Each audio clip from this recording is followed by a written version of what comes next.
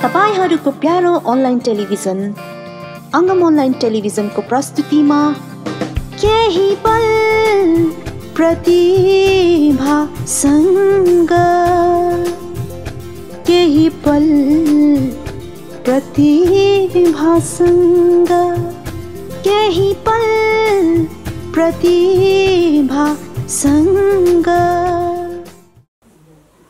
नमस्कार दर्शकवृन्द, गत वर्ष अगाडिबाट मणिपुरेली नेपाली साहित्यमा सक्रिय भएर देखा परेका युवा कवि सामाजिक कार्यमा पनि उत्ति नै प्रभाव छ यहाँको।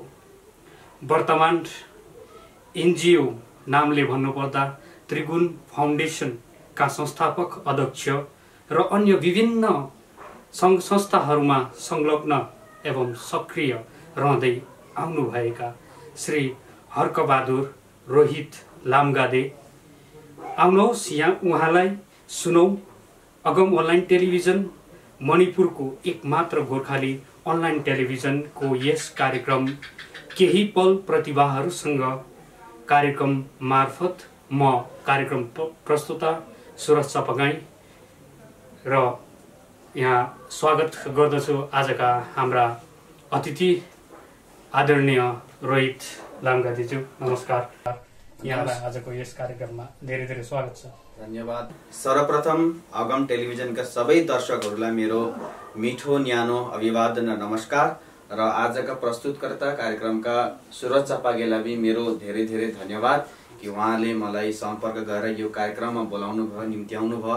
र यो आजको समयमा अनलाइन यो जुन अगम टेलिभिजन छ धेरै राम्रो प्लेटफर्म गोर्खाका युवाहरूले जनहरूले पाइराख्नु भएको छ। त्यही प्लेटफर्ममा मलाई तपाईहरूले बोलाइदिनु भयो यो कार्यक्रमको लागि, त्यसको लागि म सदैव आभारी रहनेछु। र केही पल प्रतिभाहरूसँग अगम टेलिभिजनद्वारा प्रस्तुत गरिएको यस कार्यक्रममा हामी मणिपुरका विभिन्न प्रतिभाहरूसँग हामी समक्ष यहाँ उहाँहरूको कुराहरू केही पल हामी यहाँ साझा गर्नेछौँ तपाईँहरू समक्ष। र रोहितज्यू, यसै सिलसिलामा हामी तपाईँलाई केही प्रश्नहरू राखेका छौँ र तपाईँले सहर्ष त्यसको हामीलाई आफूले आफ्नो मार्गदर्शन यहाँ हामी समक्ष राखिदिनुहुन्छ भन्ने अनुरोध गर्दै म यहाँलाई पहिलो प्रश्न यहाँ राखेका छु। यहाँले साहित्य सृजनामा कसरी प्रवेश गर्नुभयो? साहित्यमा तपाईँको रुचि कहिले र कसरी सुरु भयो? यसबारे तपाईँबाट केही जानकारी पाउनुहोस्। पहिलो कुरो कि साहित्यमा म एउटा नौलो एउटा भनौँ न भर्खर सिक्दै गरेको सिकौरे साहित्यमा अलि साहित्यकार पनि आफूलाई भन्दिनँ, किनकि मैले अहिले फिलहालमै भनौँ न प्रवेश गरेकै झन्डै 1 वर्ष भयो। तर यसको ब्याकग्राउन्ड चाहिँ मेरो आजभन्दा 15-20 वर्ष अघि नै यसको सुरुवात भएको थियो। किनभने 1.5 वर्ष त मैले अलिक सक्रिय रूपमा मैले लेख्दैछु 2-3 विधामा। र यसको जुन एउटा ब्याकग्राउन्ड बनेको छ, आजभन्दा म कक्षा 6मा हुँदाखेरि यसको सुरुवात गरिएको थियो। तर त्यसलाई मैले निरन्तरता दिइनँ, अब कारणहरू पनि म केही क्षणमा भन्नेछु। 2006मा म सूर्य फाउन्डेसन भन्ने संस्थासँग संलग्न भएको थिएँ। त्यतिखेर म 6मा पढ्दै थिएँ, म विद्यार्थी थिएँ। सूर्य फाउन्डेसनले एउटा प्रकल्प चलाउँथे पुरै देशभरमा, जसमा 4 एउटा गाउँमा पनि उनीहरूले प्रकल्प चलाएका थिए। प्रकल्पको नाम थियो आदर्श ग्राम योजना। आदर्श ग्राम योजनामा बाल विकास केन्द्र भन्ने चलाउँथे। त त्यो बाल विकास केन्द्रमा म सानैबाट एकदम उत्साहसँगले भाग लिएको थिएँ। अनि त्यो बाल विकास केन्द्रमा सालमा एकचोटि उनीहरूले छुट्टीको बेलामा एउटा शिविर गर्थे। त्यो शिविर गर्दाखेरि त्यसमा अनेक प्रकारका क्रियाकलापहरू हुन्थे, सेड्युल्सहरू हुन्थे। अनि त्यसमा राम्रो पर्फर्मेन्स गर्नेहरूलाई फेरि अर्को एउटा एडभान्स ट्रेनिङ गर्नको लागि हामीहरूको नर्थ इस्ट डिभिजनको चाहिँ उहाँ लान्थे उनीहरूले आसाम होजाइमा। अनि 2000 यो कुरा हो, 2003 को कुरा हो। 2003मा उहाँ जुन हामी क्याम्प गर्न गएको थियौँ, शिविर गर्न गएको थियौँ सूर्य फाउन्डेसनको, त्यसमा एक दिन हामीहरूको कविता राइटिङ कम्पिटिसन भयो। आफ्नो लेख्ने, अरूको होइन, प्रतियोगिता भएको थियो, स्वरचित कविता लेखन। अनि त्यतिखेर हामी त अब स्कुलमा पढिन्थ्यो कविताहरू, स्कुल्समा देवनी इङ्ग्लिसको या हिन्दीको या नेपालीको, त्यसमा हामी याद गरिन्थ्यो, पढिन्थ्यो। तर आफै लेख्ने त्यस्तो खालको कुनै एउटा इनिसिएटिभ कसरी सिकाएको थिएन, थाहा पनि थिएन कि हामीहरूले एउटा विद्यार्थी भएर कविता लेखिन्छ भनेर। तर त्यतिखेर त्यो शिविरमा त्यहाँनिर सिकाए कि कविता कसरी लेख्नुपर्छ। त्यतिखेर धेरै अब कुनै ठुलो कविता आएर त्यसको कविताको बारेमा भनेको चाहिँ थिएन, तर जुन पनि उहाँ एउटा प्रतियोगिता गराउने शिक्षकले भन्नुभएको थियो कि कविता कसरी लेख्ने, तीनवटा चिज सिक्नु, त्यहाँबाट लेख्न थाल्नु कि कबाट कल्पना गर्नु लेख्ने चिजमा, वीबाट विचार गर्नु, अनि तबाट ताल। जुन पनि विचार र कल्पना गर्ने त्यसलाई तालको आधारमा लेखेपछि कविता बनिन्छ भनेर उहाँहरूले दिनुभयो। अनि टपिक पनि अब के लेखौँ भन्दा सर्वप्रथम मैले लेख्दाखेरि चाहिँ आमाको बारेमा लेखेको थिएँ। अनि त्यसपछि एउटा मैले एउटा रुचि बढ्दै गएँ। त्यसपछि मैले स्कुलमा आउँदा पनि लेखिराखेँ। क्लास 10 सम्म हुँदा मैले निकै 30-35वटा कविता लेखेको थिएँ। अब त्यतिखेर एउटा सन्दर्भ पनि आयो कि बिचमा मैले कक्षा 7मा पढ्दाखेरि कविता लेखेको थिएँ, एउटा के फुलबारीको कविता लेखेको थिएँ। स्कुलमा अब यो 14 नोभेम्बर एउटा बाल त्यो चाचाजीको जन्मदिन एउटा कार्यक्रम हुन्छ नि, त्यसमा एउटा कविता कम्पिटिसन भएको थियो। मेरो सानो क्लासको एउटा भाइ थियो दीपक बराल भन्नेलाई मैले लेखेको कवितालाई उहाँ दिदिए कि भाइ तिमीले यो कविता पाठन गर न भनेर। मलाई टेस्टिङ गर्नु थियो कि मैले लेखेको कविता सही छ कि छैन भनेर। अनि ती भाइले कविता त्यतिखेर वाचन गरे, ती भाइ द्वितीय स्थान आए। अनि मलाई आफ्नो भित्रदेखि कन्फिडेन्स आयो कि मैले लेखेको नि कविता त रहेछ, मैले लेखेँ भने सायद म के न कि कविपन आउँछ जस्तो लागेको। अर्कै एउटा खुसी आयो र त्यसबाट मैले निरन्तरता दिँदै गएँ। अनि यसरी म कक्षा 10 सम्म हुँदाखेरि म धेरै कविताहरू लेखेको थिएँ। अनि एकचोटि 2007 र 10 मा त यो गोर्खा ज्योति भन्ने एउटा पत्रिका आउँथ्यो। अनि कसको माध्यमबाट कविता 2टा पनि कविता छापे। कविता छाप्दा अर्कै आनन्द आउँदो रहेछ र हामीले जुन लेख्ने गति छ त्यसलाई निरन्तरता दिँदो रहेछौँ हामीले। अनि त्यसरी नै यो एउटा सुरुवात भयो। तर बिचमा जब म 10वीं कक्षा सकेपछि दिल्लीमा पढाइको लागि र आफ्नै करियरको लागि गएँ, त्यो बिचको लागि मेरो 5-6 सालको एउटा ग्याप भयो। अनि यसरी बिचमा भएर फेरि 2018बाट फेरि मैले निरन्तरता दिएँ। र यो अब जब कोभिडको समय 20 र 21 मा त अब भनौँ एउटा जीवनको दैनिक जीवनमा साहित्यको एउटा पाठ नै भइसक्यो। त्यसरी सुरुवात भएको। एउटा फाइदा नै भयो। फाइदा धेरै भएको छ, नुकसान त सबैलाई थाहा नै छ। तर फाइदा अब हरेक चिजको सकारात्मक र नकारात्मक पहलु हुन्छ। त्यसमा सकारात्मक दृष्टिले मेरो दृष्टिमा हेर्दा चाहिँ अब साहित्यप्रति मेरो जुन रुझान थियो त्यसलाई रुझानलाई गति दिएको छ।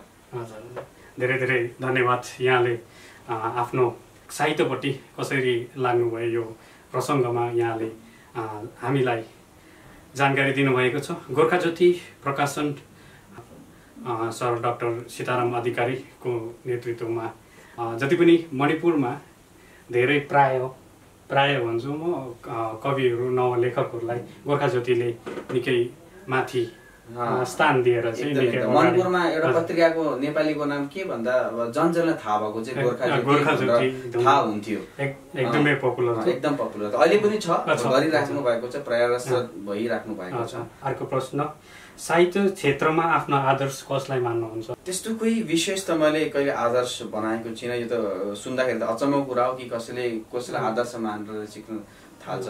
मैले कविता लेख्न अब जुन मैले अघि भनिहालेँ कि मैले सूर्य फाउन्डेसनको एउटा मार्गदर्शनमा लेखेँ, त्यसरी लेख्दै गएँ होइन। अनि अब मेरो रुचि अब भने चाहिँ अब हिन्दीमा पनि हामीले पढ्यो। अब भारतवासी भएर हामी भाषी त नेपाली हौँ र हामीले हिन्दी पढ्यो, प्रेमचन्दका पढ्यो, हामीले मायादेवीका कविता, श्यामनारायण गुप्ताका कविताहरू हामीले पढ्यौँ होइन। अब त्यस्तो आदर्श मान्ने भने त्यस्तो कोही मैले विशेष आदर्श मानेको छैन। अब अध्ययन अहिले गर्न थालेको छ। तपाईँलाई भनिहालेँ गत वर्षदेखि नै साहित्यमा धेरै संलग्न भइएको छ। अब अहिले पढ्न थालेको छ, गहन चिन्तन गर्न थालेको छ। अब यो पढ्दै अब हुनसक्छ कुनै स्रष्टा, सिनियर स्रष्टाको आफूप्रति धेरै रुझान हुन्छ होला, त्यसलाई आदर्श मानिन्छ होला। अहिले फिलहाल चाहिँ यस्तो कोही आदर्श भनेर चाहिँ मैले त्यसको फलो गर्ने चाहिँ अहिलेसम्म मैले बनाएको छैन। फ्युचरमा हुनसक्छ त्यस्तो खालको कुनै आदर्श मान्छु होला मैले पनि। हजुर, धेरै धेरै धन्यवाद। र यसरी नै जानकारी प्राप्त भए अनुसार यहाँले एउटा कविता सङ्ग्रह नेपाली साहित्य परिषद मणिपुरबाट प्रकाशन गरेर लोकार्पण गर्ने तर्खरमा हुनुहुन्छ।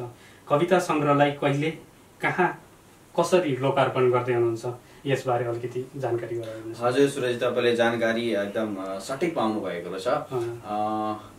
एउटा मैले किताब को पुस्तक कविताको सङ्ग्रहको मैले गर्ने एउटा योजना गरेँ भनौँ न। त्यसको सुरुवात चाहिँ कसरी भयो भने गत वर्ष मैले भने कि अब कोरोना कालमा मैले धेरै कविताहरू लेखेँ, अरू विधामा पनि मैले कलम चलाएँ। मसँग अब पहिला विद्यार्थी जीवनमा लेखेका पनि निकै कविताहरू थिए र 2020 र 21 को सुरुवातमै गर्दाखेरि मैले निकै कविता लेखेँ। झन् 70-80 कविता मेरा सङ्ग्रह भएका थिए र अनि यसो अब जब म साहित्यप्रति अब रुझान बढ्दै गयो, अरू स्रष्टाहरूसँग मेरो मेलमिलाप हुँदै गयो, बातचित हुँदै गयो, उहाँको सजेसन सुझावमा उहाँहरूले भन्न थाल्नुभयो कि अब यो भनौँ न एउटा साहित्यमा लागेपछि कृति छैन भने त्यसको त्यति महत्त्व हुँदैन। जति लेखे पनि त्यसको एउटा महत्त्व हुँदैन, एउटा भनौँ एउटा आइडेन्टिटी हुँदैन। त्यसो गर्दा अब एउटा लेख्नेले रुचि राख्नेले अघि बढ्नको लागि साहित्यमा एउटा कुनै कृतिको रूपमा ल्याउन जरुरी हुन्छ। अनि कृति आइसकेपछि त्यसको अलग्गै पहिचान साहित्य क्षेत्रमा हुन्छ भने एउटा सुझाव आयो। अनि अब अग्रजहरूको सुझावलाई सर्ज स्वीकारेर मैले विचार गरेँ कि एउटा चाहिँ म निकाल्छु। तर मेरो सुरुवातमा चाहिँ कविता नै निकाल्छु भन्ने मेरो त्यस्तो केही योजना थिएन। म चाहिँ सोच्दै थिएँ कि अहिले भर्खरमा मजाले लेख्न सुरु गरेको छु, 2-4 सालपछि मेरो अझै भण्डार होस् लेखनमा। अनि त्यसपछि चाहिँ मैले गर्छु, एउटा गद्यमा लिने एउटा पुस्तक निकाल्छु भन्ने एउटा योजना थियो। तर सुझावहरू त्यस्तै आयो कि सुरुवातमा निकालेपछि कवितामा निकाल्नु र सानो नाम जान्छ साहित्य क्षेत्रमा, त्यसपछि आफ्नो गद्यमा या ठुलो पुस्तकमा जे पनि योजना गरेको छ त्यो निकाल्नु होस् भन्नुभयो र मैले त्यसलाई स्वीकारेर तुरन्तै मसँग कविताको सङ्ग्रह सबै मैले आफ्नो यो नेपाली लिपिमै मैले टाइप गरिसकेको थिएँ। त्यसलाई एउटा कलेक्ट गरेँ अनि त्यसपछि गएर मैले कविता पुस्तकको रूप दिनको लागि जो डिजाइनर हुनुहुन्छ कहिले लोकार्पण गर्नुहुन्छ? लोकार्पणको विषयमा गर्दा अब पुस्तक तयार भएको चाहिँ 2-2.5 महिना भइसक्यो। अनि मेरो अब म हाले बासिन्दा चाहिँ अहिले म हुन त 4 जारेको हुँ, तर अहिले मेरो अब जबले गर्दा अब दिल्लीमा छु र मेरो छुट्टी अहिले म छुट्टीमा छु। अनि छुट्टीको समयमा मैले गर्ने योजना गरेको थिएँ। पहिले मैले 11 जुलाईको एकदम सेड्युल गरेको थिएँ कि यो घर जाने सेड्युल गर्ने भनेको थियो, तर 10 तारिकसम्म लकडाउनले गर्दा त्यो पनि सम्भव भएन। फेरि मैले 18 तारिकको फेरि मैले सेड्युल गरेँ नेपाली साहित्य परिषदसँग बात गरेर। तर फेरि अझै स्ट्रिक्ट लकडाउन भयो मणिपुरमा, त्यसले गर्दा घरदेखि बाहिर ननिस्किनु हुँदा त सवाल नै उठेन पुस्तक लोकार्पण हुने। त्यसैले गर्दा अब साहित्य परिषदको र आफै पनि यसो विचार गर्दा अनलाइन गर्ने सबैभन्दा सुविधाजनक छ आजको समयमा। त्यही भएर अनलाइन गर्ने मेरो योजना छ। त्यसको दिनाङ्क अब केही दिनमा फिक्स गरिसकेपछि अनलाइन नै गर्ने मेरो अब योजना छ। हजुर, एकदमै यहाँलाई अग्रिम शुभकामना। र यसै सन्दर्भमा हामी अगाडि बढ्दै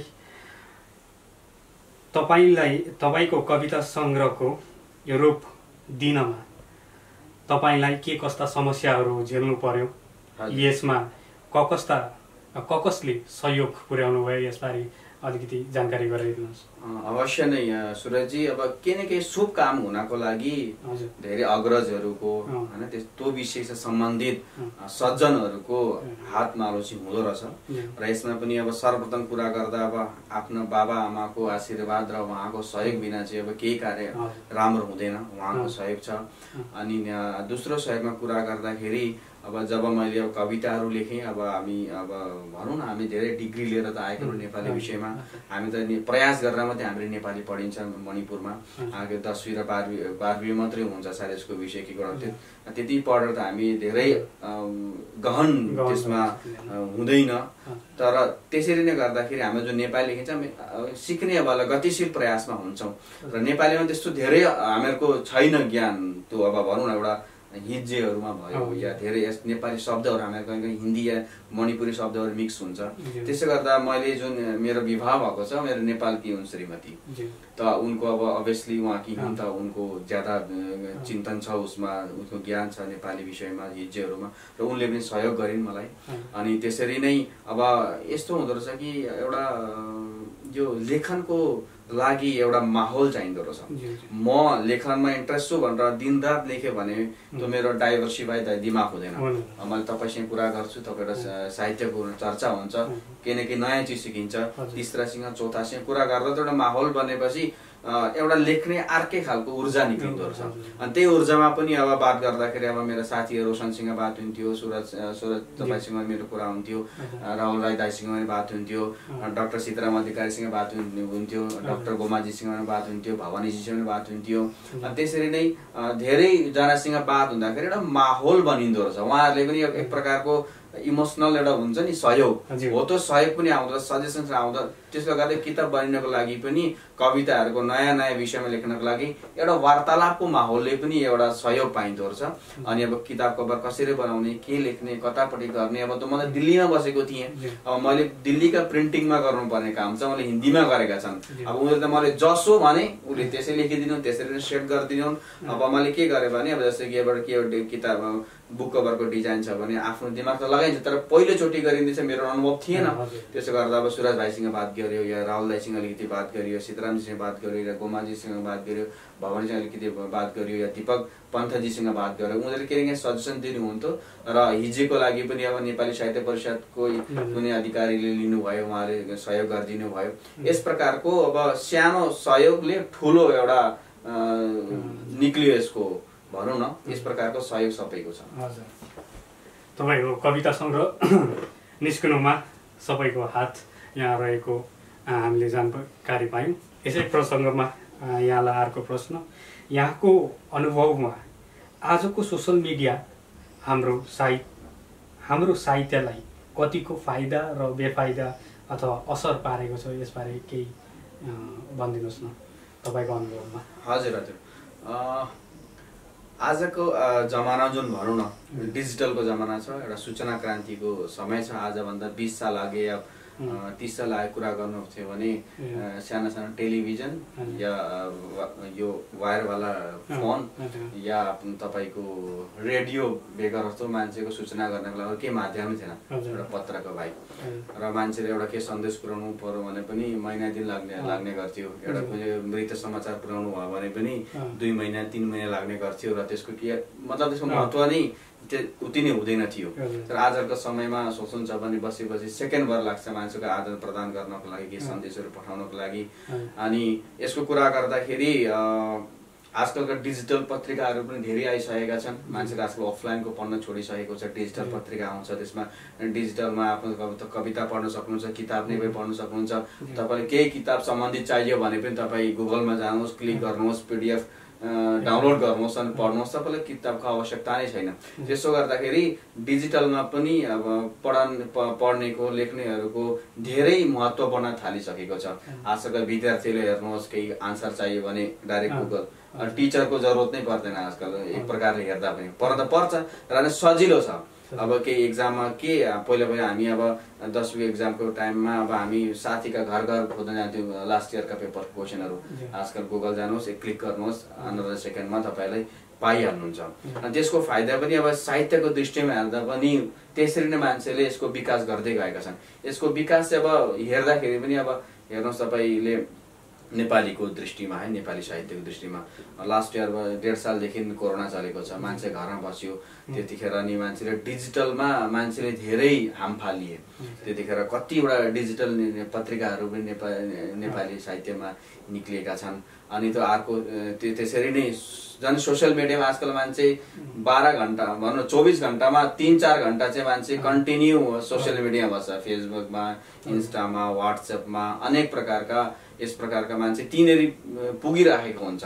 अब एउटा कविता तपाईँले रच्नुभयो, त्यसलाई सुनाउनको लागि अब भनौँ अफलाइन सुनाउनको लागि त तपाईँले एउटा होलमा जानु पर्यो, तपाईँले बोलाउनु पर्यो, मान्छे अर्गनाइज गर्नु पर्यो, चाय पानीको व्यवस्था गर्नु पर्यो, कुर्सीको व्यवस्था गर्नु पर्यो, एउटा त्यसलाई समालोचक समीक्षा गर्ने एउटा 2-4 जना मान्छे बोलाउनु पर्यो, ब्यानर टाङ्नु पर्यो, पैसाको खर्च हुन्छ, समय मान्छेले दिन सक्दैनन्। तर सोसियल मिडियामा कति सजिलो छ, कविता हेर्नुहोस्, तपाईँले वाचन गर्नुहोस्, लेखेर हाल्नुहोस्। मान्छेलाई जब फ्री लाग्छ, जब समय पाउँछ, बस्छ, 2 मिनटमा तपाईँको कविता पढ्छ। उसले तपाईँले कार्यक्रममा बोलाउँदा पनि तपाईँको कविताको विषयमा जान्ने थियो त सुन्छ मात्रै। सोसियल मिडियामा के गर्छ भने उसले पढ्छ पनि, अनि या सुन्छ पनि आफ्नो प्रतिक्रिया पनि उसले समीक्षा पनि गरिदिन्छ। त्यसो गर्दा तपाईको जुन लेखेको चिजहरू हुन्छ सोसियल माध्यमले पनि इजिली मान्छेले रिचेबल हुन्छ। पहिला पहिला अब एउटा मान्छेले कोही कविता लेख्छ त्यसलाई 10 साल समय लाग्थ्यो एकदम उसलाई पब्लिकको बिचमा एउटा भनौँ न प्रसिद्धि पाउनको लागि। उसले पत्रिका कुन चाहिँ पत्रिकामा छाप्नको लागि गर्नु पर्यो, कसैको रिकमेन्डेसन चाहिन्छ कि सुरज भाइ तपाईले जानुभएको छ पत्रिका भने मैले जानेको छैन, सुरज भाइ एउटा कविता लेखेको छु त्यो पत्रिकामा चाहिँ छपाइदिनुहोस् न भन्नुभयो। तपाईसँग धेरै चिज आएको हुन्छ अनि अब छाटपिट गरेर पठाउनुहुन्छ या त तपाईसँग त्यसका धेरै रिक्वेस्ट आएको छ भने कतिले इग्नोर पनि गरिदिन सक्नुहुन्छ रिक्वेस्ट ज्यादा आएको छ भने। अनि त्यो सम्पादकमा जान्छ, सम्पादकले फेरि त्यसलाई काटछाट गर्छ, त्यसको स्थान हुँदैन पत्रिका होइन, डेली त निक्लिँदैन पनि। त्यसले गर्दा कति समय लाग्छ। तर आजकलको समयमा कविता लेख्नुहोस् फट्टै हालिदिनुहोस् सबै उसलाई रिच आउट हुन्छ। अनि त्यो त फलाना कवि पो हुन थालेछ, राम्रो वाचन गरेर हालिदिनुहोस्, म्युजिक लगाएर यही त कवि भएछ भन्ने हुन्छ। एउटा दृष्टिले हेर्दा अब सकारात्मक दृष्टिले हेर्दाखेरि चाहिँ सोसियल मिडिया डिजिटल प्लेटफर्म आजकल धेरै राम्रो छ। अब आजकल अब हामीको मणिपुर हामी नेपाली भाषा हौँ, अब हामीको भाषा जुन देशले बोल्छ त्यो नेपाल हो। अब नेपालहरूको डिजिटल पत्रिकाहरू छन्, उहाँहरूले पनि अब यहाँ कति डिमान्ड हुन्छ अनि यहाँका कविहरूले पनि उहाँको छाप्ने गर्छन्। अब उहाँका दर्शकहरूले उहाँका अब रिडरहरूले पनि हामीहरूका कविताहरू नेपालमा पनि पढिने गर्छन्, नेपालका पनि यहाँ पढिने गर्छन्। त्यसो एउटा दुई सीमाको बिचमा जुन एउटा सीमा छ त्यसले पनि साहित्यलाई कति नजिक बनाएको छ यो डिजिटलले गर्दा हो। अगर अफलाइनमा गर्नु भने नेपालको स्रष्टाहरू र यहाँ मणिपुरको स्रष्टाहरू एकैचोटि एउटा समग्र रूपमा अफलाइनमा गर्न कति कठिन लाग्छ होइन। तर डिजिटलले गर्दा अहिले जुमले गर्दा गुगल मिटले गर्दा एउटा अनलाइन प्रोग्रामले गर्दा नेपालको होस् चाहे बर्माको होस् चाहे विदेशमा होस् थाइल्यान्डमा कहीँ बसेका हो एकै प्लेटफर्ममा आएर एनी टाइम। अब तपाईँ सोच्नुहोस् कि 2 घण्टापछि म एउटा नेपाल मणिपुर बर्माको सबै मिलेर एउटा कार्यक्रम गर्छु भन्नुभयो भने पनि सेट भइहाल्छ। त्यतिखेर नेपाल पुग्नु परेन, तपाईँ बर्मा पुग्नु परेन, फोन कलको आवश्यकता छ, कति सजिलो छ। यो सकारात्मक दृष्टिले हेर्दा चाहिँ साहित्यलाई डिजिटलले धेरै नै एउटा बेग सपोर्ट गरेको छ र कुनै पनि स्रष्टाहरूलाई लेखकहरूलाई कविहरूलाई पनि आफ्नो जुन चिजको कवित्व छ लेख्ने जुन कला छ त्यसलाई अरूको माध्यममा ल्याउनको लागि एकदम इजी बनाएको छ। एउटा सकारात्मक पहलु भयो र नकारात्मक दृष्टिले हेर्दा पनि म पनि भर्खर अनुभव गर्दैछु, भर्खर लेख्दैछु, मैले धेरै यो भनेको पनि हुनसक्छ, गलत पनि हुनसक्छ। र नकारात्मक दृष्टिले हेर्दा चाहिँ अब सपोज कि म आज पहिलोचोटि कविता लेखेँ 4-5 दिनको लागि अनि त्यसपछि मैले पोस्ट गरेँ। अब त्यसमा मान्छेले एउटा त्यसलाई मोटिभेसन गर्नको लागि पनि त्यसको लेख्ने कला चाहिँ अब अझै बढोस् भनेर पनि त्यसको कोही त्रुटिहरू छ भने पनि त्रुटि नदेखाइदिएर त्यसलाई भेरी गुड कति राम्रो कविता कवि भयो तिमी हामीबाट त्यस्तो खालको एउटा एप्रिसिएसन गर्ने तरिकाले गर्दा पनि त्यसमा त्यसमा निखारको नाम अलिक टाइम लाग्छ होला। जस्तो कि भेरी गुड भन्दैपछि त कवि भइस् भन्दा उसलाई लाग्छ यार म त कवि भएँ, मेरोमा त अझै केही अपग्रेड गर्ने केही छैन भन्ने खालको तिर पनि हुन्छ। त्यो एउटा चिज हो। तर त्यसमा अब जति नै सिनियरहरू हुन्छ उहाँहरूले एउटा मार्गदर्शन गर्ने पनि गर्नुहुन्छ, त्यो एउटा दृष्टि हो। र नकारात्मक कम देख्छु म चाहिँ, सकारात्मक यसको फाइदा ज्यादा देख्छु यसमा चाहिँ। यस डिजिटल युगले होइन सोसियल मिडियाले हाम्रो साहित्यलाई निकै फाइदा पुर्याएको यहाँबाट जान्न पाइयो। र अब बेफाइदामा मलाई पनि के लाग्छ भने त्यो जुन पनि मसिनो पत्रिकाहरू हुन्छ होइन, ती पत्रिकाहरूको चाहिँ भविष्य अलिक केही सोचनीय छ होइन। जस्तो कि डिजिटल पत्रिका तिनीहरू कन्भर्ट यदि भएनन् भने त तिनीहरूलाई निकै साह्रो पर्छ, किनकि अहिलेको युगमा मान्छेले पत्रिकाहरू त्यति अफलाइन पढ्न छोडे। अब तिनीहरूको भविष्य चाहिँ सोचनीय छ। र यसै सन्दर्भमा हामी अर्को प्रश्नतिर लाग्छौँ। र साहित्य प्रेमी मण्डल यहाँहरूको फेसबुक पेज छ, यसमा एकदमै सक्रिय लाइभ कार्यक्रमहरू देख्न पाइरहेका छौँ। यसमा अधिक मणिपुरका स्रष्टा मात्र हामी देख्न पाइरहेका छौँ। भारतका अन्य राज्यका स्रष्टाहरूलाई किन हालसम्म देख्न पाइएको छैन? साहित्य प्रेमी मण्डल के मणिपुरमा मात्र सीमित रहने हो कि यसको उद्देश्यबारे दर्शक सामु राखिदिनुहोस् न। यस्तो सुरजी हुन तपाईँले प्रश्न गरेरमा खुसी लाग्यो। अब यो अब एउटा सानो फेसबुक ग्रुपको एउटा भनौँ न एउटा ग्रुपको साहित्यको एउटा ग्रुप बनाएको त्यसको त यहाँ विषय चर्चा नगरे पनि हुन्थ्यो होला, किनभने फेसबुक किनभने ग्रुप मतलब एक सेकेन्डमा मान्छेले बनाउने गर्छन्, त्यो चाहिँ नसोधे पनि हुन्थ्यो। र पनि तपाईँलाई सोधिदिनु भयो, अब मैले त्यसको उत्तर अवश्य नै दिन्छु। मणिपुरको दृष्टिमा हेर्दा चाहिँ अब तपाईँ मणिपुरदेखि बाहिर निस्किनु भयो भने त साथी यस्ता ग्रुपहरू लाखौँ करोडौँमा छन्। सायद त्यसको भेल्यु छ छैन त म भन्न सक्दिनँ। कति मान्छेले बनाइरहेका हुन्छन् ग्रुप, यो ग्रुप त्यो ग्रुप, सोसियलवाला ग्रुप, आफ्नो इन्टरटेनमेन्टवाला ग्रुप, साहित्यप्रतिको कति ग्रुप बनिरहेका छन्। अनि मणिपुरमा पनि हाम्रो गोर्खाली समाजहरूले धेरै ग्रुपहरू बनाउनु भएको थियो, बनिएको थियो पनि, र अलि पनि छ सक्रिय रूपमा कतिले काम गरिरहेका छन् सोसियल मिडियामा। त्यसरी नै तर लिटरेचर साहित्यपट्टिको हेर्दा चाहिँ र म लास्ट इयरबाट यसमा सक्रिय भएँ साहित्यमा।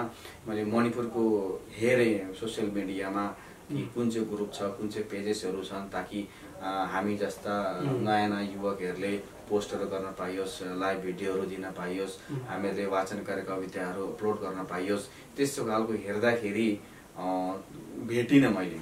सायद अगम टेलिभिजन चाहिँ अब युट्युबको च्यानल छ, सायद यसको अलि पेज पनि बनेको छ होइन, त्यतिखेर पनि सायद सुरुवाती त छ हजुरहरूको पनि।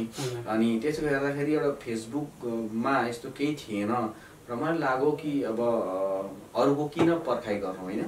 अब तपाईँले भन्छु तपाईँ सुरु गर्नुहोस् न भन्दा त त्यो काम त म पनि त गर्न सक्छु होइन, सुरुवात आफूले गर भने त सबैजना आउने हो।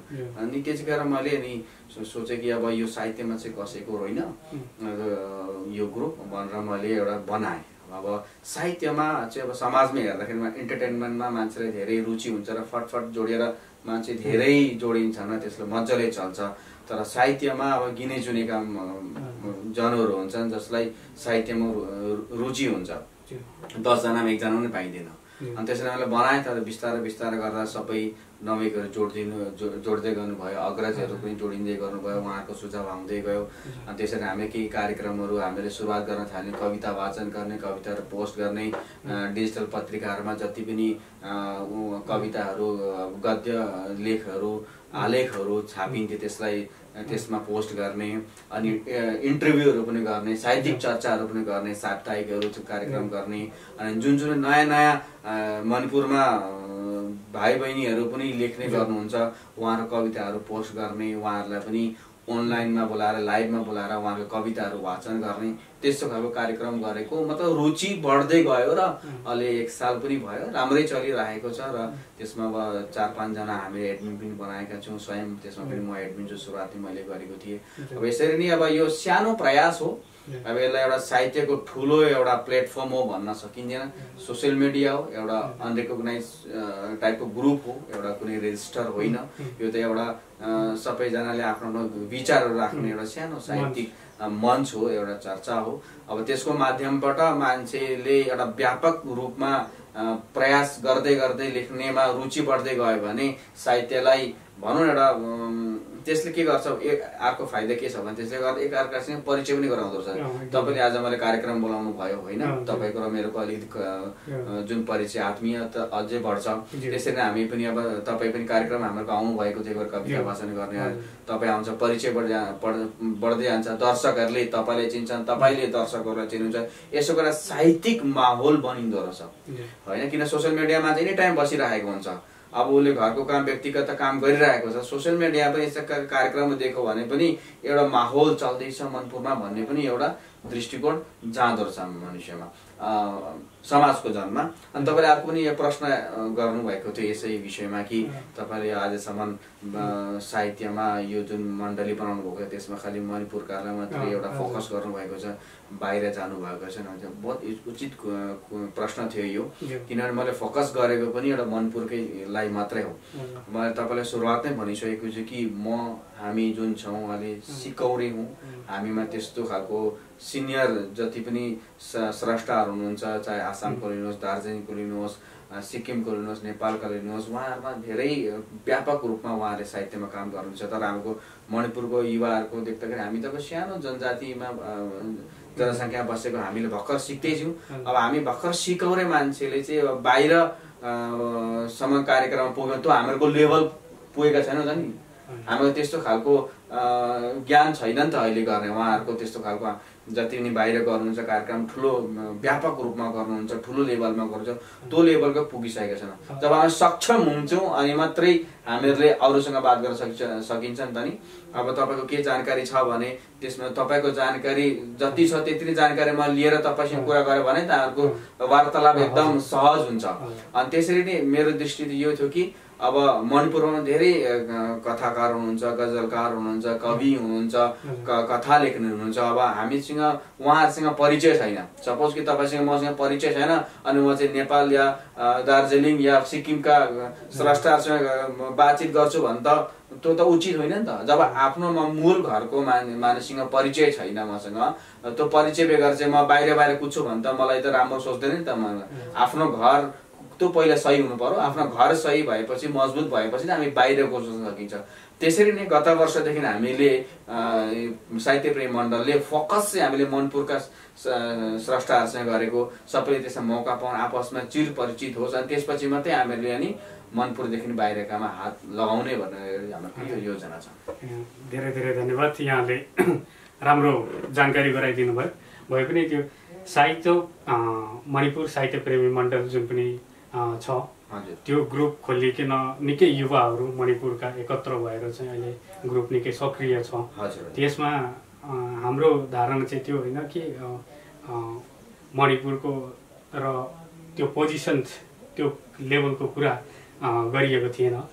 भए पनि हाम्रो मणिपुरी समाज यहाँ नेपाली समाज बिच त्यो फेसबुक पेजमा कसै बाहिरको अलिक स्रष्टा आइदिएर चाहिँ केही 2-4 कुरा सिकाइदिनु भए तपाईँले एप्रोच गर्नु। यो बिल्कुल योजना छ। जस्तै कि आजभन्दा 15-20 दिन अघि हामीहरूले नेपालबाट महेश पौडेलजी जोड्नु भएको थियो होइन। त्यसरी नै हामी अब बिस्तारै बिस्तारै बाहिर पनि हामी जाने योजना छ। अब हामी बर्माकासँग हामी गएछौँ, केही सम्पर्क छैन, सायद अरू संस्थाहरूको छ तर हामी युवाहरूको छैन। उहाँसँग पनि सम्पर्क गर्दै कार्यक्रम गर्ने, दार्जिलिङ जाने, आसाम जाने, सबैलाई एउटा मञ्च तयार गरेर हामी सिक्ने प्रयास चाहिँ हामी गर्नेछौँ। धेरै धेरै धन्यवाद। राम्रो जानकारी यहाँबाट पाइयो र यसै सन्दर्भमा यहाँ सामाजिक कार्यमा पनि एकदमै सक्रिय हुनुहुन्छ। यहाँ त्रिगुण फाउन्डेसनका संस्थापक अध्यक्ष हुनुहुन्छ। यस एनजिओ बारे संक्षिप्त हाम्रो दर्शक बीच केही जानकारी गराइदिनुहोस्। त्रिगुण फाउन्डेसन मैले यसको लागि इन्टरभ्यू पनि गत साल हाम्रो जब यो हाम्रो संस्थाको निर्माण भएको थियो, उद्घाटन भएको थियो, यसको तुरन्त बाद नै हाम्रो यो अनलाइन अगम टेलिभिजनमा यसको इन्टरभ्यू भएको थियो।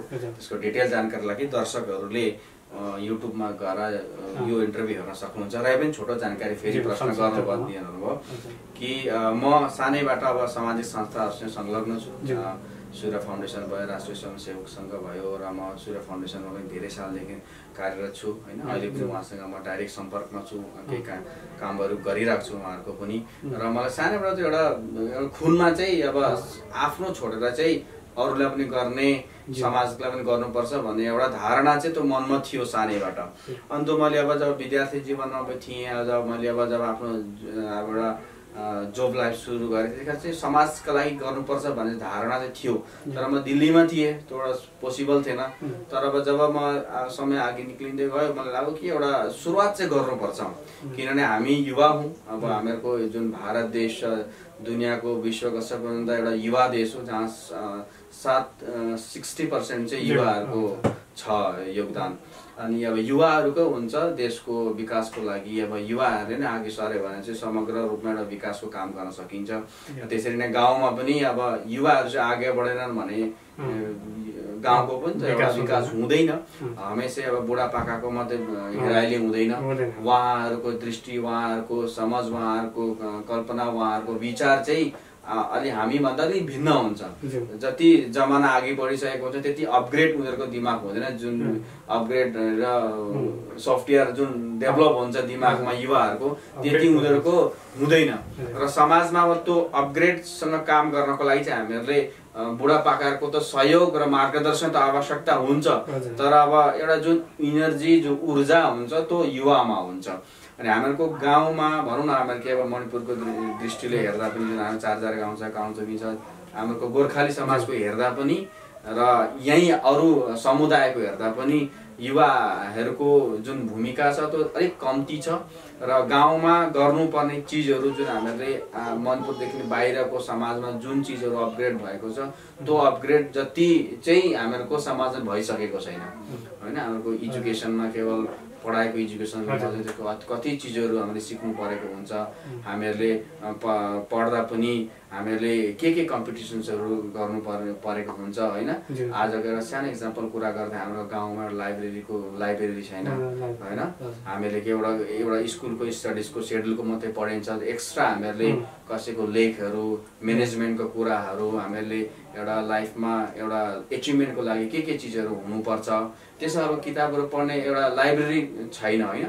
अनि त्यसरी नै हामीहरूको अब पढाइदेखि एक्स्ट्रा चिज हामीले के करिकुलमहरू हुन्छन्, हामीले डान्स क्लास गर्ने, हामीले योगा क्लासहरू सिक्ने, हामीले कम्प्युटरको नलेज हुनुपर्ने यस्ता चिजहरूमा अलिक लेक छ हामीहरूको गाउँहरूमा।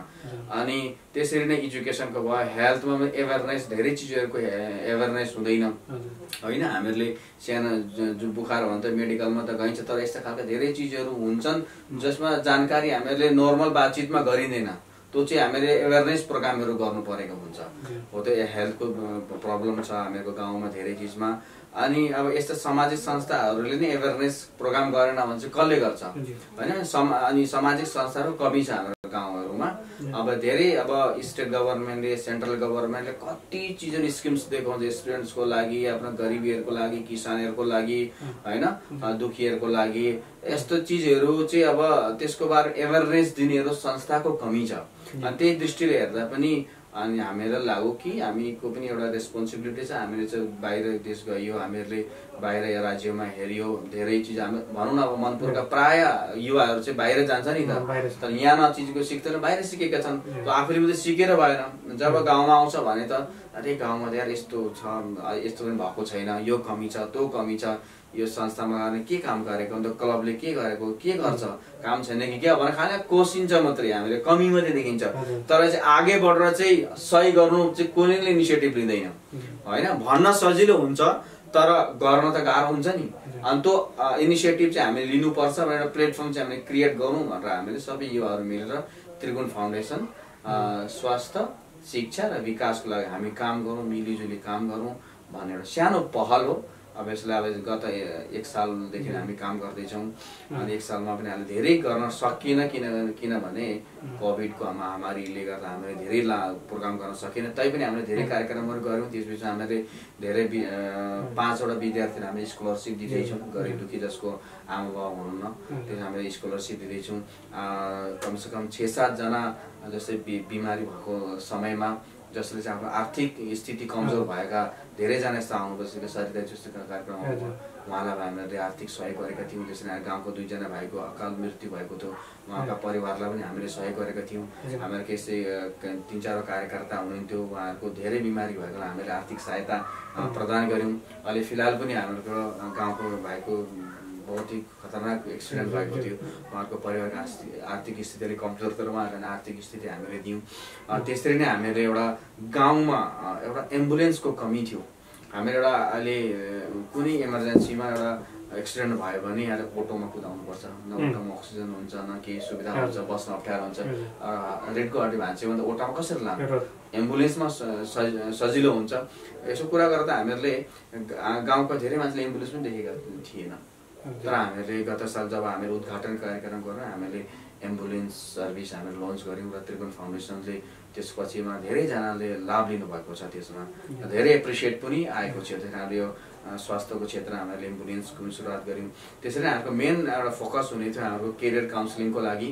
26 अप्रिलमा हाम्रो फाउन्डेसन्स डे थियो, त्यसमा हामीले कार्यक्रम गर्नको लागि एकदम तयारी गरिसकेका थियौँ। विद्यार्थीहरूलाई हामीहरूले एप्रोच गर्न थालेका थियौँ, हामीले स्पिकर्सहरू हामीले रेडी पारिसकेका थियौँ। तर अचानक लकडाउन लाग्यो, हामीले कार्यक्रम गर्न सकिएन। तैपनि हामीहरूले अर्को एउटा अप्सन छ नि आजकल डिजिटल, अनि डिजिटल हुनाले गर्दा हामीले जुनको समयमा हामीले 2टा क्लास गऱ्यौँ जसमा 200 जना विद्यार्थीहरूले भाग लिनुभयो। र हामीले 2टा स्पिकरलाई हामीले बोलाएर चाहिँ केरियर काउन्सिलिङको लागि हामीले विद्यार्थीहरूसँग सिधा वार्तालाप गऱ्यौँ। त्यसमा धेरै राम्रो फिडब्याक आएको थियो। त्यसरी हाम्रो ठुलो एउटा प्रोजेक्ट हामीले गरी प्लानिङ सेट गरिसकेको छु, तर अब लकडाउनले गर्दा हामीले अलिकति अलि स्थगित गरेका छौँ, पेन्डिङमा छ। लाइब्रेरी सेटअपको लागि त्यो पनि हामी चाँडै आउनेवाला समयमा गर्नेछौँ।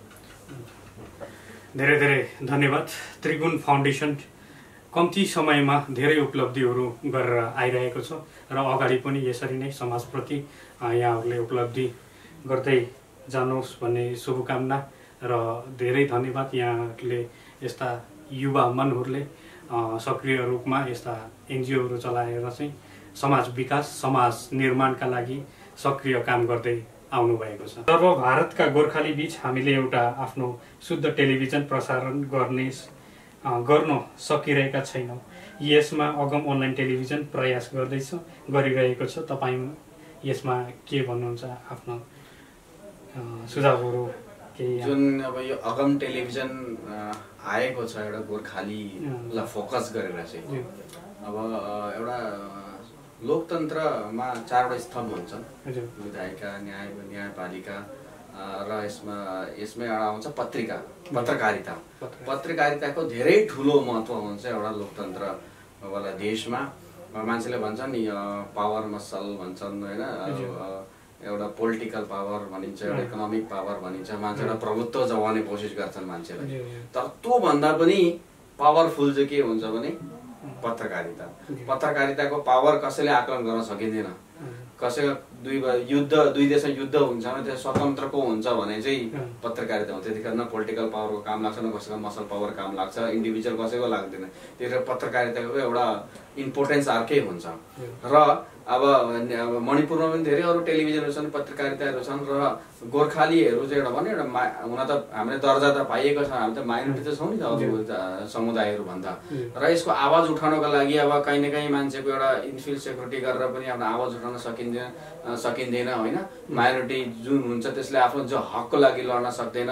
केही हामी थिचोमिचो भएका बेला खुलेर बोल्न सक्दैन। हामीसँग राजनीतिकमा हामीहरूको एउटा सहभागिता छैन भने आफ्नो आवाजलाई सदनको पटलमा हामीले पुर्याउन सकिँदैन। यस्तो बिचमा चाहिँ हामीले हाम्रो आवाज र हामीहरूको जुन एक्चुअल ग्राउन्डमा भएको घटनाहरूलाई जनसम्म पुर्याउनका लागि चाहिँ एउटा माध्यम हुन्छ टेलिभिजन, जो न्युज एउटा पत्रकारिता। त्यसलाई ध्यानमा राखेर पढाइको भन्दा एउटा प्रिन्टको भन्दा पनि भिजुअल जुन टेलिभिजनको त्यसको इम्पोर्टेन्स ज्यादा हुन्छ। पढ्नेले मात्रै पढ्छ होइन, जसले अब पढेको छैन, त्यसको ज्ञान छैन, त्यसले त सुनेर या देखेर पनि त त्यसले आफ्नो आकलन र आफ्नो समीक्षा र आफ्नो विचार प्रकट गर्न सक्छ। अनि त्यसको दृष्टिमा हेर्दा चाहिँ अब आज नेपाली भाषामा चाहिँ अब यो भिजुअल न्युजको चाहिँ सायद यो पहिलो प्रयास हो सायद यो अगम टेलिभिजन जुन आएको छ मणिपुरमा। र यसको रेस्पोन्स हेर्दा पनि धेरै राम्रो आएको छ हैन। अनि त्यही भएर यो जुन प्रयास छ यो धेरै राम्रो, जति यसलाई एप्रिसिएट गरौँ त्यति नै कम हुनेछ। यो पहिलो प्रयास छ। हामी 60-70 जना गोर्खालीको आवाज बनिएर जुन निक्लिएको छ। अब हामी जस्ता मान्छेले यहाँ यस्तो प्लेटफर्म पनि दिइरहेको छ होइन। कतिजनाहरू हामीहरूको न्युजहरू बनाइराख्नु भएको छ, कति दुखीहरूको समस्यालाई पनि उजागर गरेर सबैको सामु ल्याउनु भएको छ र उहाँले सहायता प्राप्त गर्नुभएको छ। र दैनिक जुन पनि न्युजहरू हुन्छन्, यो सामाजिक न्युज भए, तपाईँको पोलिटिकल न्युजहरू भए, राज्यका भए, बाहिरका भए, यस्तो न्युजहरू पनि दिइरहेको छ। यसले गर्दा आफ्नो भाषामा सुन्न जति मजा आउँछ त्यो अङ्ग्रेजी या हिन्दी अरू भाषामा त्यति आनन्द आउँदैन। र हामीले आज नेपाली भाषामा न्युज सुन्न पाइरहेका छौँ, नेपाली भाषामा साहित्यिक कार्यक्रमहरू सुन्न पाइरहेका छौँ। त्योभन्दा ठुलो खुसी हाम्रो लागि अरू केही नै होइन। यो चाहिँ एउटा ऐतिहासिक पहल हो यो अगम टेलिभिजनको। धेरै धेरै धन्यवाद। यही अगम अनलाइन टेलिभिजन मार्फत युवा लेखकहरूलाई तपाईँ के सन्देश दिन चाहनुहुन्छ? हुन त म पनि युवा नै हुँ, मैले पनि सुझाव पाउनु परेको छ, मैले पनि मार्गदर्शन पाउनु भएको छ। म त अरूलाई के नै मार्गदर्शन गर्न सक्छु, म त आह्वान नै गर्न सक्छु। र युवाहरू जति पनि हुनुहुन्छ हामी साथै मिलेर जुन मणिपुरको साहित्यलाई छ यसलाई अघि बढाउनको लागि मिलेर जुलेर लेखौँ, कविता लेखौँ, अब हामी कहानी लेखौँ, हामी गजल लेखौँ, जे पनि विधामा हाम्रो रुचि छ त्यसलाई लेखौँ। र आफ्नो सीमित तक मात्रै नराखौँ होइन, आफ्नो पुस्तकमा मात्रै नराखौँ, त्यसलाई अरूलाई पनि कसरी साथ लिएर जाने, त्यसलाई नै हामीले अब मैले अहिले पुस्तक निकालेँ होइन, त्यसले मैले कुन कुन समस्या आयो मलाई, के हामीले तयारी गर्नुपर्छ, कुन प्रकारले गर्नुपर्छ, त्यसो हामीहरूको निकटवर्ती जो पनि साथी छ अर्को लेखक छ त्यसलाई सिकाउँ, आगे बढ्ने एउटा प्रयास गरौँ र सबैको आगे बढ्दा मात्रै साहित्यको विकास हुन्छ। एक व्यक्तिगत रूपमा म मात्रै 4वटा 5वटा 10वटा पुस्तक निकाल्छु र अरूको एउटै पनि छैन भने त मेरो स्वयंको विकास भयो नि त नि। स्वयंको विकासले साहित्यको विकास त हुन समग्र रूपमा हुँदैन, हुन त हुन्छ अलिकति त एउटा योगदान त दिन्छ तर समग्र रूपमा हुँदैन। किनभने अब हामी अबले मणिपुरका बासिन्दा हौँ, अब हामीहरूले मेन फोकस हाम्रो नेपाली साहित्यको मणिपुरको साहित्यलाई अघि बढाउनु छ। त्यसो गर्दा हामी जति पनि युवा छौँ साथमा मिलेर एकअर्काको सहयोगी बनेर बन्यौँ भने मात्रै साहित्यमा हामी धेरै अघि बढ्नेछौँ। हजुर, धेरै धेरै धन्यवाद रोहितज्यू। र तपाईँ आजको यस कार्यक्रममा सहर्ष स्वीकार गरेर चाहिँ आइदिएकोमा धेरै धेरै धन्यवाद यहाँलाई। हजुर, धन्यवाद त मैले भन्नुपर्ने सुरजी कि तपाईँहरूले मलाई बोलाउनु भयो, मलाई र कार्यक्रममा साहित्यको मेरो पुस्तकको विषयमा मेरो संस्थाको विषयमा प्रश्नहरू गरिदिनु भयो र तपाईँहरूको वार्तालाप तपाईँको प्रश्नले गर्दा मेरा मनका विचारहरू मैले गरेका चिजहरू पनि दर्शकहरूसम्म मैले पुर्याउँदैछु, उहाँले सुन्नु हुँदैछ र के कति मैले हुनसक्छ राम्रो नराम्रो जे भने पनि उहाँहरूले प्रतिक्रिया दिनुहुन्छ र सुझाव पनि दिनुहुन्छ यो कार्यक्रम हेरेर भन्ने मलाई पूर्ण आशा छ। र अगम टेलिभिजनलाई धेरै धेरै धन्यवाद यी कार्यक्रममा बोलाइदिनु भयो र कार्यक्रममा हामीले आज वार्तालाप गर्यौँ, त्यसको लागि अगम टेलिभिजनको लागि धेरै धेरै आभार प्रकट गर्दछु। धेरै धेरै धन्यवाद। तपाईहरूको प्यारो अनलाइन टेलिभिजन अङ्गम अनलाइन टेलिभिजनको प्रस्तुतिमा केही पल प्रतिभासँग, केही पल प्रतिभासँग, केही पल प्रतिभासँग।